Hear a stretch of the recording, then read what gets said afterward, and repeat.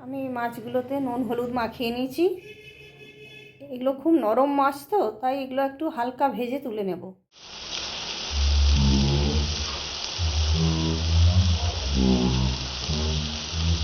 এবার আমি তেলের মধ্যে একটু কালো জিরে ফোড়ন দিয়ে আমি একটু বেগুন ও আলু এর মধ্যে অ্যাড করে দিলাম। আমি এগুলোকে একটু ভাজতে দিয়ে দিলাম, বেগুন আর আলু, এতে টেস্টটা আরও ভালো হবে। আমি ছোটো ছোটো করে বেগুন কেটে ভাজতে দিলাম।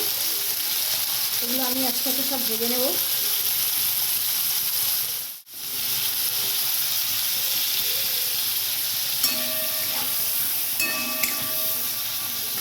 ভালো করে আমি ভেজে নেব।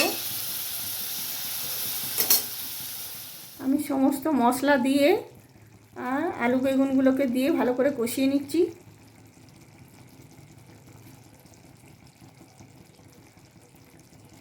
মোটামুটি কষানো হয়ে মাছগুলো দিয়ে দেব। কষতে কষতে আলু বেগুন সব সেদ্ধ হয়ে গেছে। এবার আমি মাছগুলো দিয়ে দেবো। আমি মাছটাকে আরেকটু ভালো করে ফুটিয়ে নেব, তাহলে আলু বেগুন মাছ আর একটু ভালো করে সেদ্ধ হয়ে যাবে। কিছুক্ষণ ফুটিয়ে নিয়ে আমি নামিয়ে দেব।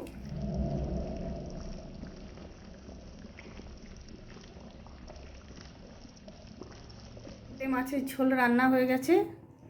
এটা গরম ভাতে সবাই খুব ভালো খাবে।